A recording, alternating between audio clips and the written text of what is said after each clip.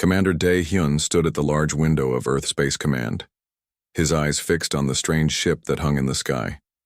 It had appeared 3 days ago. No warning, no message, just there, above Earth, silent and waiting. Any change? He asked, not turning away from the window. Lieutenant Soo-min shook her head. No, sir, they stay in the same spot. Our scans still can't see inside their ship. Dae-hyun was 52 years old with short gray hair and serious eyes. For 20 years he had led the United Earth Defense Force. They had trained for this day, first contact with aliens.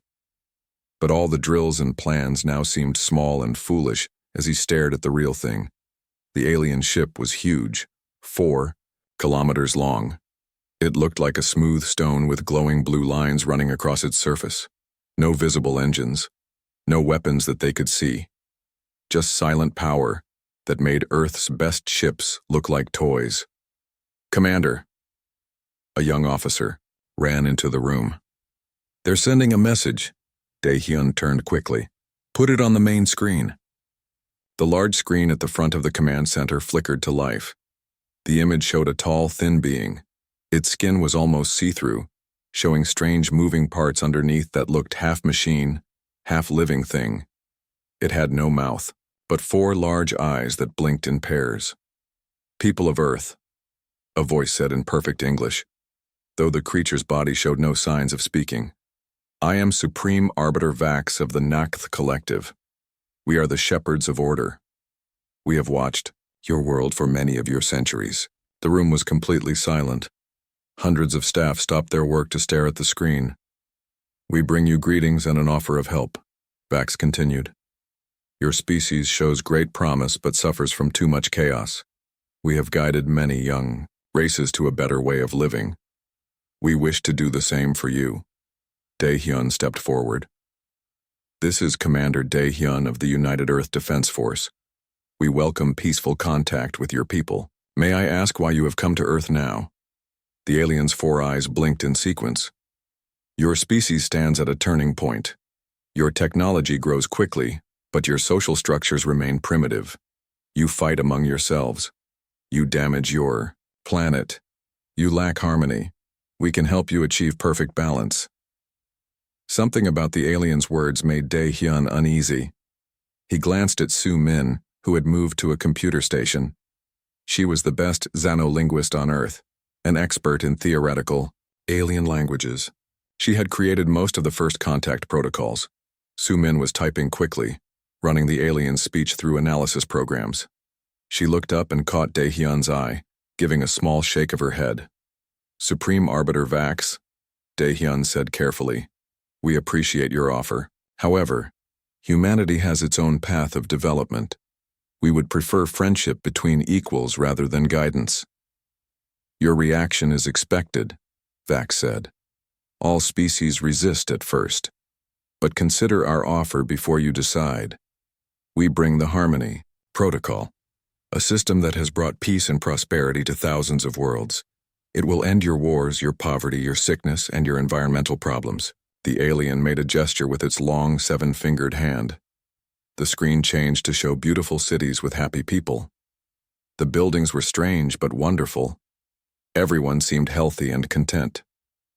These worlds once suffered as yours does, Vax said.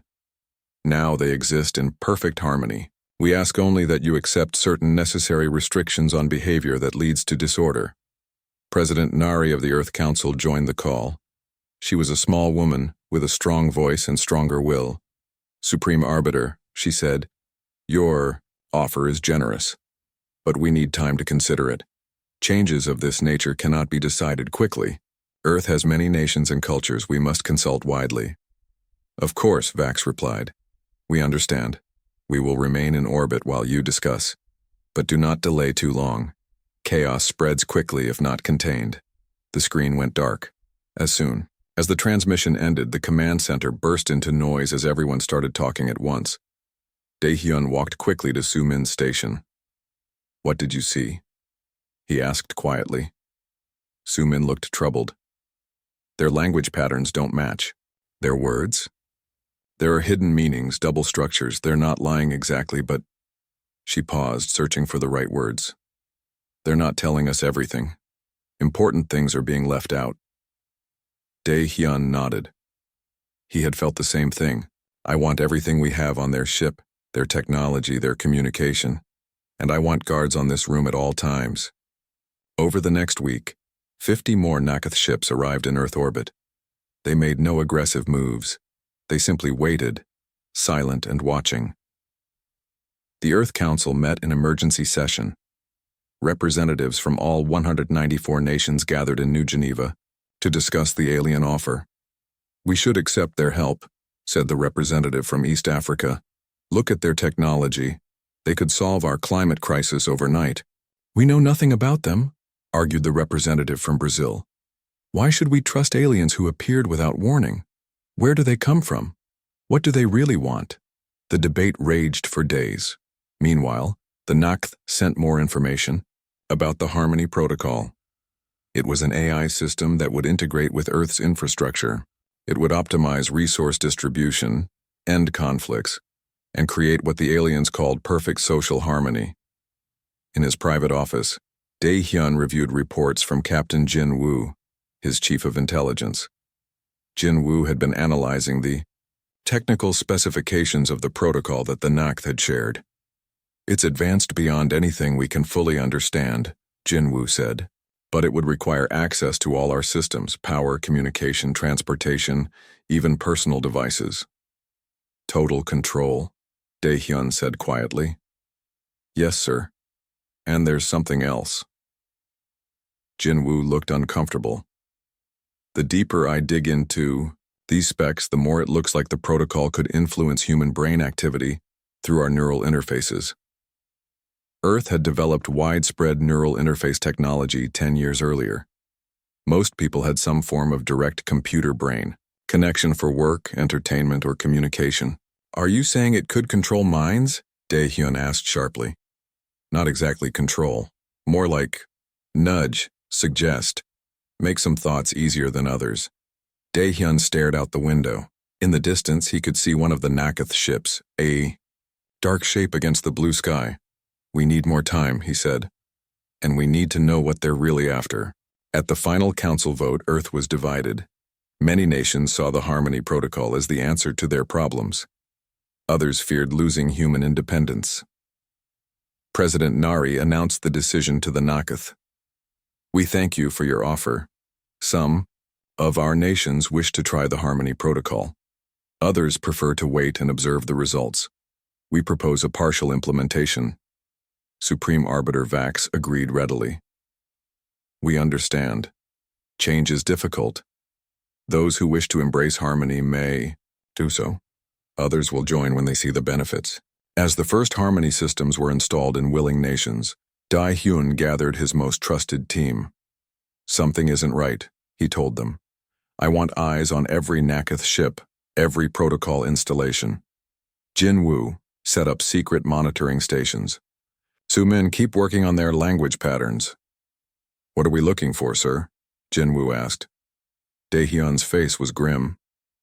I'm not sure yet. But when people offer perfect solutions, there's always a price. I want to know what the Nakath really want from Earth. They didn't have to wait long to find out. 6 months passed since the Nakath arrived. The world had changed fast. 70% of Earth's nations now used the Harmony Protocol. The results amazed everyone. Cities that once had high crime now had almost none. Hospitals that were once full now stood nearly empty. Food and clean water reached places that never had enough before. Commander Dae-hyun watched it all with growing worry. It looks perfect, he said to President Nari as they met in a secure room deep under the old United Nations building in New Geneva. That's what bothers me. President Nari nodded. She looked tired. The past months had been hard. Many nations wanted her to accept the protocol for all of Earth. The pressure grew each day. I feel it too, she said. Something isn't right. But how do we fight success? The protocol works. People are healthier, happier, and safer than ever before. Dae-hyun slid a tablet across the table. Are they? Look at these reports. The screen showed images of people going about their daily lives in protocol zones. They moved with perfect order. Traffic flowed without jams. Work happened without arguments. Schools ran without disruptions. "What am I looking for?" Nari asked. "Watch. Their faces," Dae-hyun said quietly. Nari looked closer. The people smiled, but their eyes seemed empty. They talked, but there was no excitement, no anger, no real feeling in their words or movements. "They're like robots," she whispered. "Not robots, something worse." Dae-hyun touched the screen, bringing up brain scans. "These are from before and after protocol implementation. See these patterns here? The emotional centers are less active, the creative centers too. But these areas that handle routine tasks, much more active. They're being changed," Nari said, her voice hard. "Is it permanent? We don't know yet. But Jin-woo has infiltrated several protocol zones. He's bringing back more data." As if on cue, Captain Jin-woo entered the room. He looked exhausted, with dark circles under his eyes. He carried a small, metal case that he placed carefully on the table. "It's worse than we thought," he said without greeting. "The protocol isn't just organizing society, it's rewiring brains." He opened the case and took out a small clear disc about the size of a coin. "I found this in a protocol distribution center. It contains nanites, tiny machines. They're added to water supplies in protocol areas." "The people don't know?" Nari asked, horrified. "No. The Nakth told governments it was a health supplement." Jin-woo's face was grim. "Once in the body, the nanites move to the brain. They attach to neural pathways. They strengthen some connections and weaken others." "Mind control," Dae-hyun said. "Not exactly. More like nudging. Making people want order more than freedom. Making them prefer rules over choices. The changes are small at first, but they add up." Nari stood up, pacing the small room. "We need to tell the world." "We tried," Jin-woo said. "Protocol news networks won't run the story. Social media and protocol zones blocks it, and many people outside protocol zones don't believe it. The results look too good." "We need better proof," Dae-hyun said, "and we need to understand the Nakth's real plan. This much effort for simple control doesn't make sense." Lieutenant Sue Min entered carrying a stack of papers. Unlike the others, she looked excited rather than worried. "I found something," she said, spreading the papers on the table. They showed strange symbols and patterns. "These are deep space signals we caught 6 months ago, just before the Nakath arrived. We thought they were background noise, but I've been studying the Nakth language, and these are their communication patterns." "What do they say?" Dae-hyun asked. "Most I still can't read, but these parts here." She pointed to several symbols.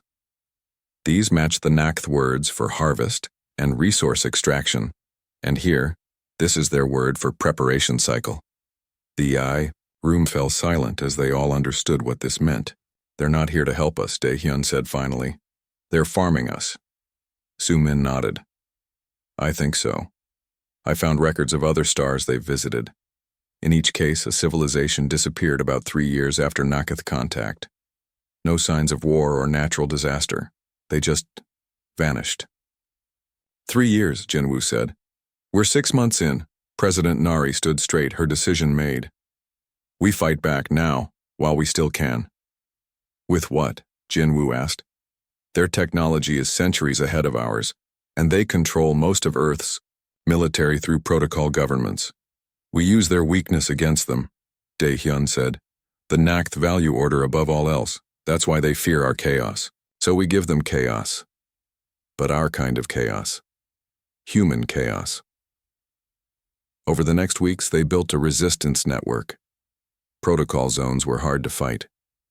The people there didn't want help. They loved their ordered lives. But the resistance found allies in unexpected places.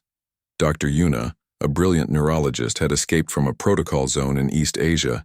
She brought valuable information about how the nanites worked. "They can be blocked," she told Dae-hyun during a secret meeting. "Certain frequencies disrupt their signals.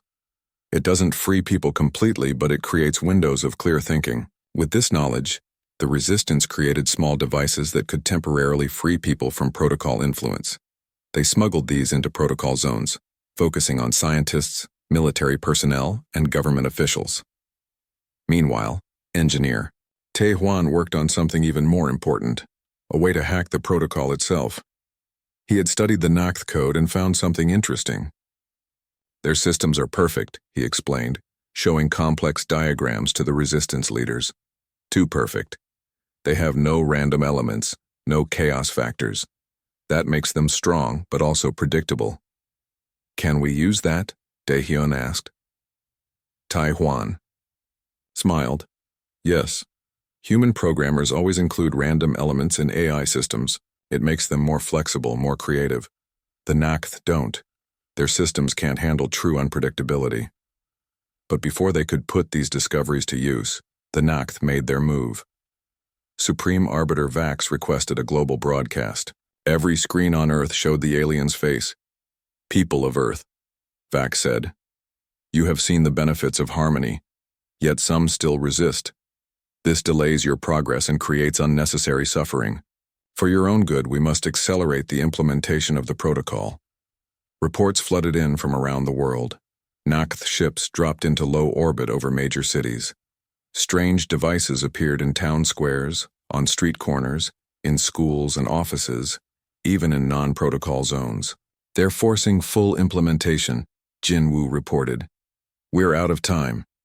President Nari tried to call an emergency meeting of the Earth Council, but most members now serve the protocol.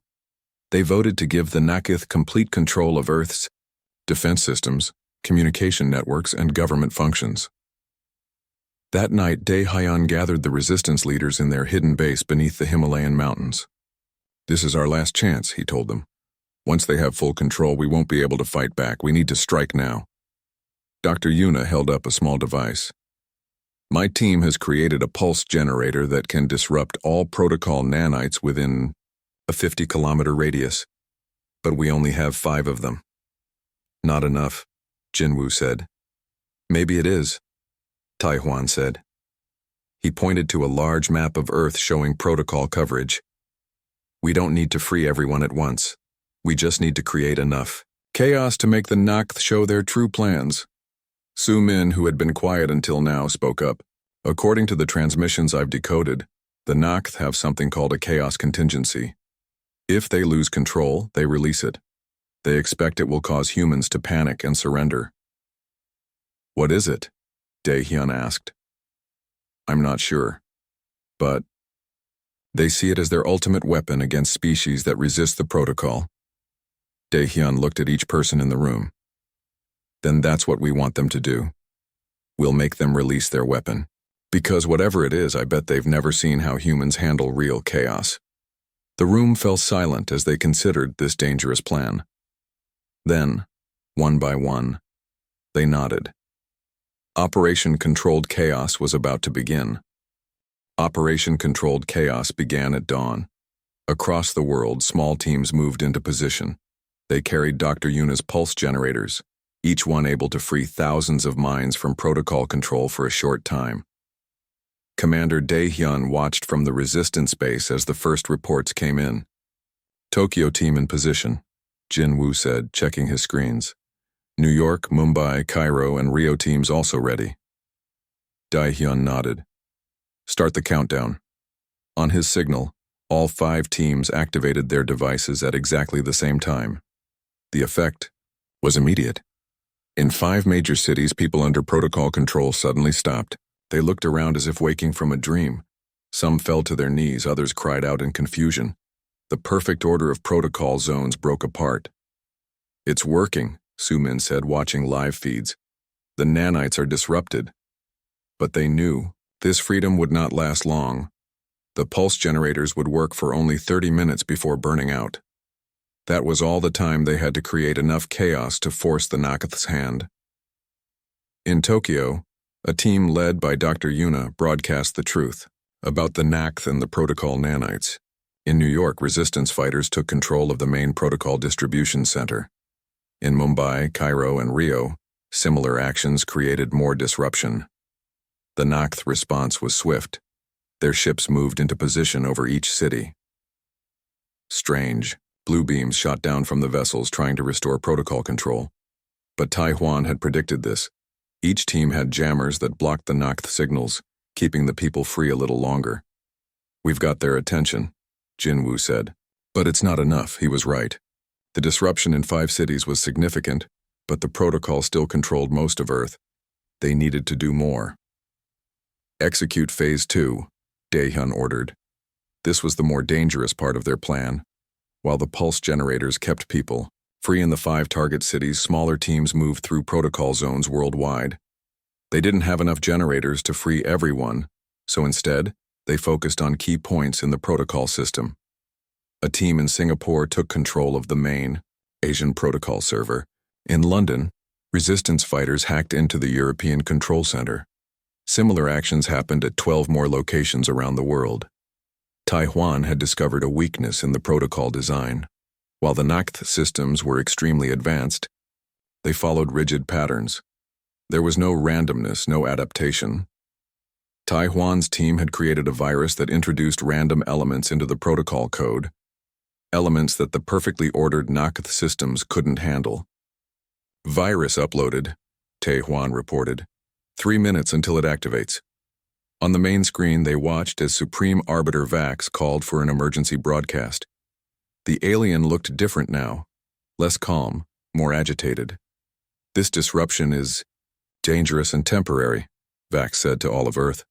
"Return to your homes. The protocol will be restored. Order will be maintained." But the people weren't listening anymore. In more and more cities, they fought against protocol control, not with weapons, but with something the Nocth feared more: unpredictable, creative human behavior. In Paris, thousands gathered to sing and dance in the streets. In Mexico City, people painted huge, colorful murals over protocol instruction boards. In Sydney, a group performed impromptu theater in the main square, telling stories about human freedom. None of these actions were violent, but they were chaotic in a way the Nocth couldn't understand or control.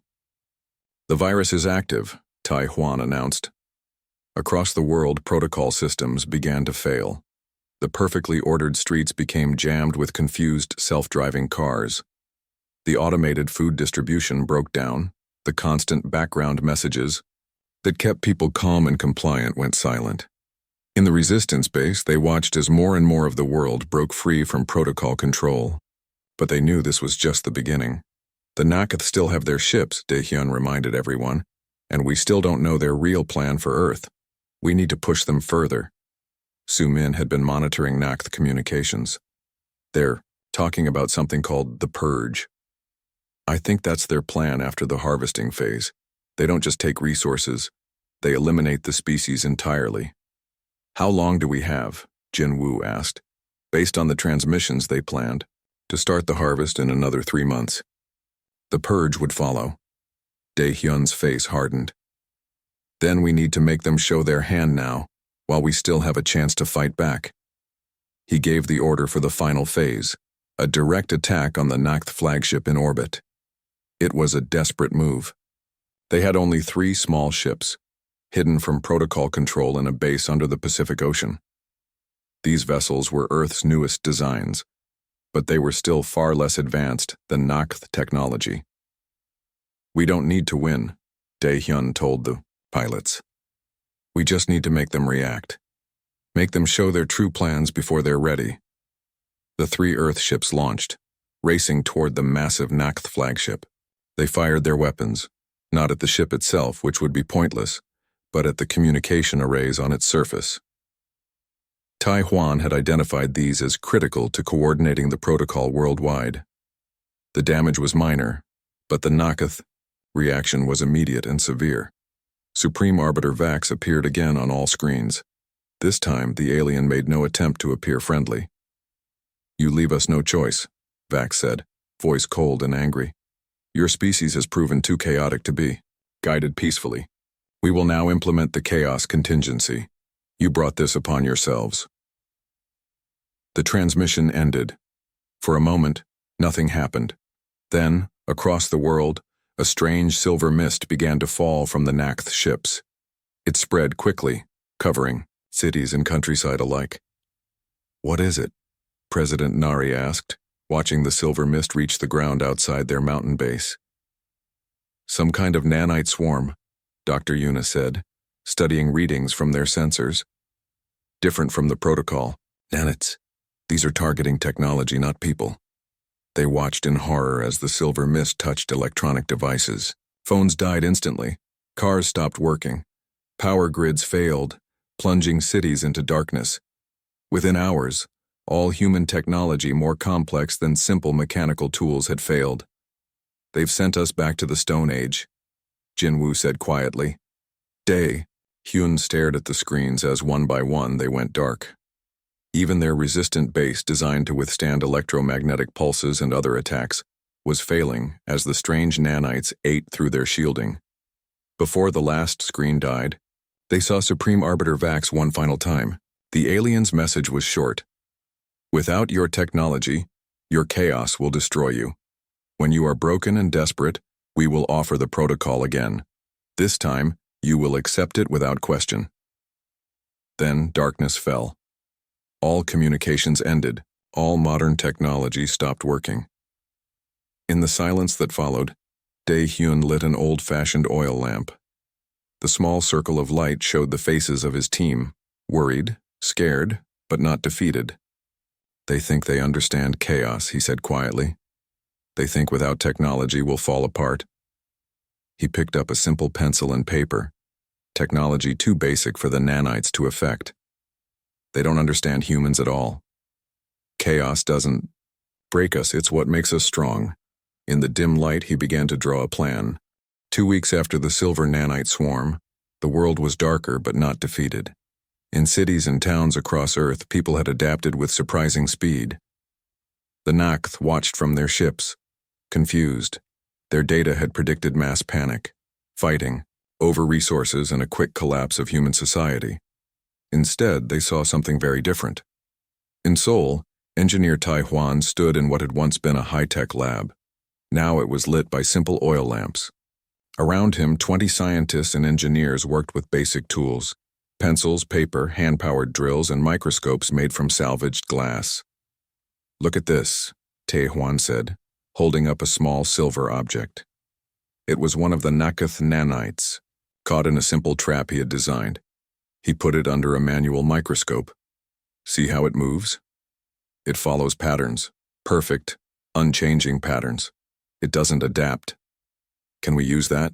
Asked a young engineer. Tai Hwan smiled. Yes. We can make them follow their patterns right into traps, and once we catch enough, we can study them, maybe even reprogram them. Across the world, similar scenes played out. In London, farmers brought horse-drawn carts of food into the city. In Nairobi, doctors used age-old herbal medicines alongside modern knowledge applied with simple tools. In Rio, a network of runners carried messages between neighborhoods. The power of human adaptation was on full display. People shared knowledge face to face. They dug up old books about pre-digital skills. They remembered how their grandparents had done things before computers and smartphones. In the Himalayan base, Commander Dae-hyun met with his team. Their high-tech command center now looked like an old war room with paper maps on the walls and reports written by hand. The Nakth still hold the upper hand in technology, he said. But they've made a serious mistake. They expected chaos to break us. Instead, it's making us stronger. Dr. Yuna entered, carrying a thick folder of handwritten notes. We've learned something important about the nanites. They don't just destroy technology, they harvest it. Harvest? Jinwoo asked. Yes. They break down our devices and send the materials back to the Nakth ships. I think this is part of their standard process. Disable a species' technology, then collect resources before the final phase. Sumin nodded. That matches what I translated from their communications. The next step would be the purge. How long do we have? Dae-hyun asked. Based on what I've seen of the nanite behavior, they'll finish the harvesting in about 3 weeks, Dr. Yuna said. Then the purge would begin. Then we have 3 weeks to find a way to fight back.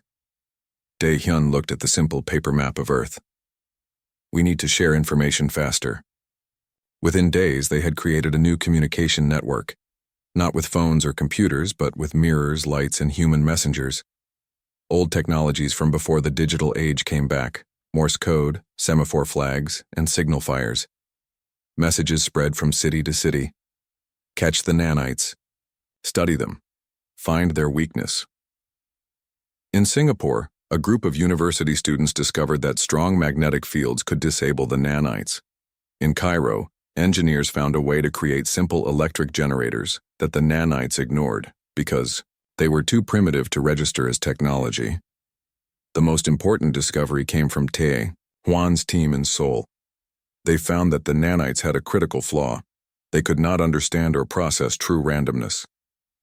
Their programming is perfect, Tae Hwan explained to Dae Hyun through a secure mirror signal link. But that's their weakness. They can only follow set patterns. When faced with true randomness, they freeze, trying to find a pattern that isn't there. Can we use this to attack them? Dae Hyun asked. Yes. We can create devices that emit random patterns. Not fake random, but true chaos. Human chaos. The nanites will try to analyze it forever, using all their processing power. How many of these devices do we need? Thousands, but they're simple to make. I'm sending the designs now. Dae Hyun watched as a messenger wrote down the plans that came through the mirror network. It was so different from the instant digital communication they once had, but in some ways it felt more human. Word spread around the world. People began building what they called chaos boxes, simple devices that generated truly random signals, based on natural processes like plant growth or water flow. The Nakth noticed the activity. Their ships moved lower in the sky, scanning the surface, but they didn't understand what they were seeing. To them, the humans appeared to be building primitive, harmless devices, nothing that could threaten their advanced technology. Supreme, Arbiter Vac sent another message. Broadcast through simple speakers the Nakth dropped from their ships. Your resistance is pointless. Accept the inevitable. The protocol will bring order to your chaos. It is the only way your species can survive. But people weren't listening anymore. Instead, they were building, adapting, and preparing. 3 weeks after the nanite swarm, humanity was ready. In every city, town, and village, people placed their chaos boxes. Some were as small as a fist, others as large as a car. Each one generated true randomness, the essence of human creativity and adaptability. Captain Jin Woo led a team to a spot directly beneath the main Nakth ship. They carried the largest chaos box, built from parts gathered from across East Asia. This is it, he told his team. When this activates, every nanite in range will be drawn to it, trying to understand its patterns. They'll be frozen, using all their processing power to analyze chaos that can't be analyzed. Will it affect the ship too? A team member asked. We hope so. The nanites are connected to the ship's systems. If they freeze, it might disrupt the ship itself. At exactly noon, following the old-fashioned mechanical clocks that still worked, every chaos box on Earth activated at once. The effect was immediate. The silver nanites stopped their work and swarmed toward the boxes. Billions of tiny machines, all trying to understand the unexplainable, true human chaos. In orbit, the Nakth ships began to show signs of distress. Their smooth surfaces flickered with strange lights. Some began to drift as if losing power. The main ship, where Supreme Arbiter Vax commanded, descended slowly until it hovered just 100 meters above Seoul. A beam of light shot down, and Vax appeared on the ground, facing Tai Hwan, who had come to see the results of his work. What have you done? The alien asked, its voice confused and angry. Tai Hwan smiled.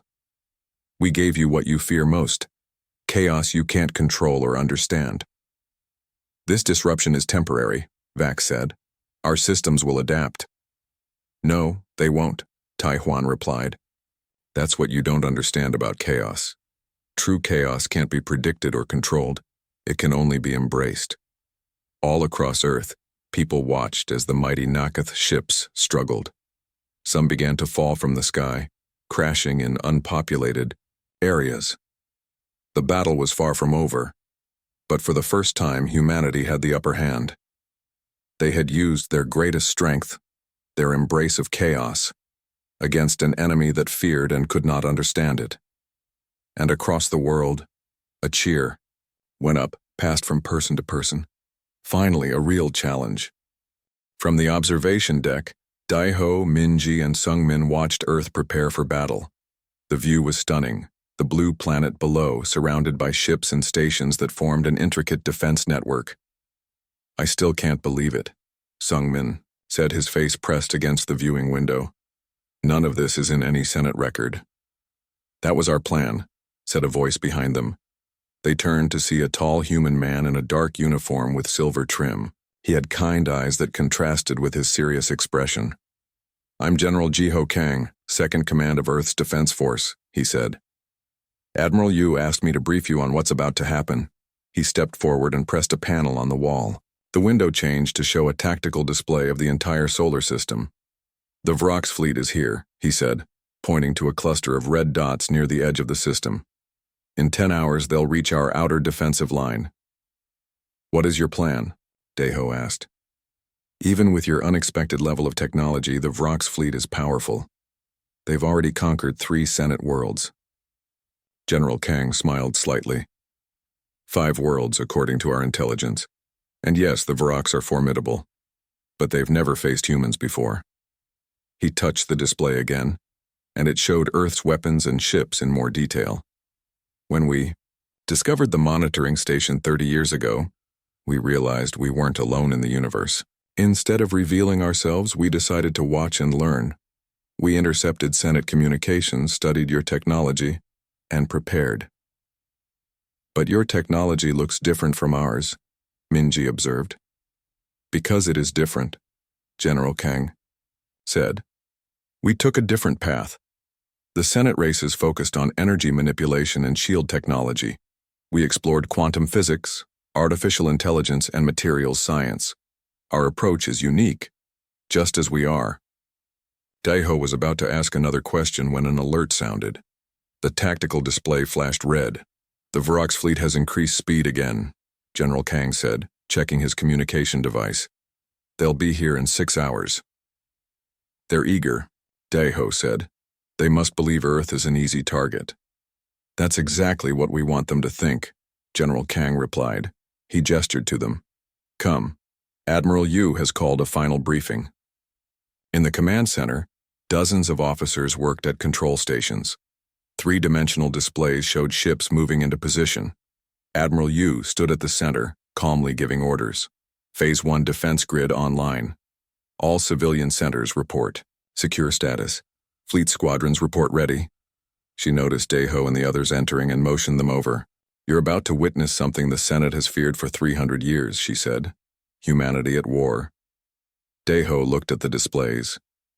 "Your preparations are impressive, but the Vrox have numbers and technology." "Numbers, yes," Admiral Yu interrupted. "Technology? That remains to be seen." She turned to a tall screen showing the Vrox fleet approaching. "The Senate feared us because we are different. We evolved through conflict and adaptation. We survived by outthinking threats greater than ourselves. Today, the Vrox will learn what that means."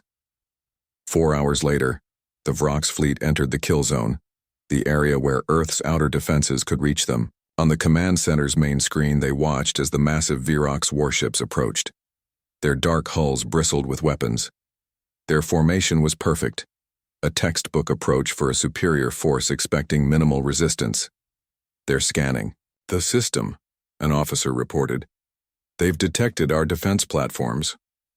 Admiral Yu nodded. "Let them see what we want them to see." Daiho watched in confusion as several Earth defense platforms activated their energy signatures, making themselves obvious targets. The Vrox fleet adjusted course slightly, heading directly for them. "What are you doing?" Minji asked. "They'll destroy those platforms easily." Admiral Yu's expression didn't change. "Yes, they will." The Vrox ships opened fire.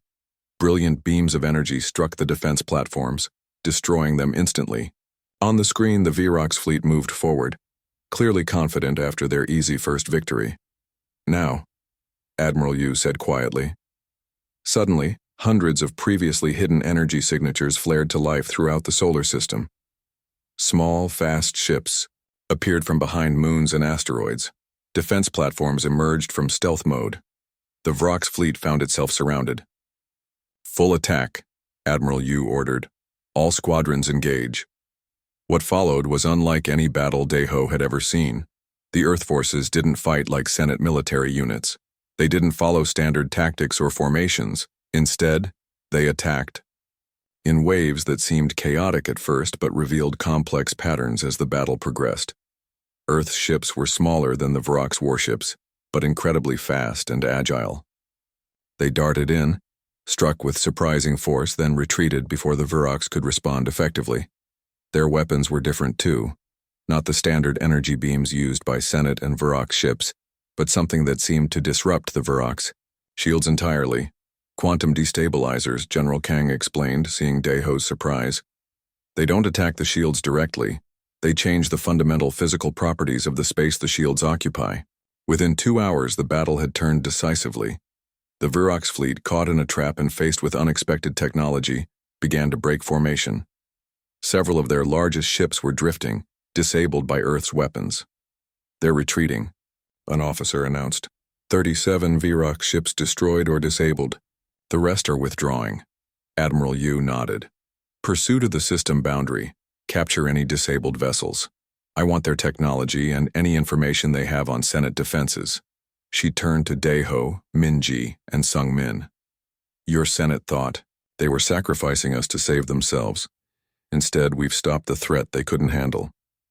Daiho was speechless. The Senate's worst fear had come true. Humanity had not only developed advanced technology, but had proven itself more capable in warfare than even the dreaded Vrox. 2 weeks later, a different ship approached the Galactic Senate Station.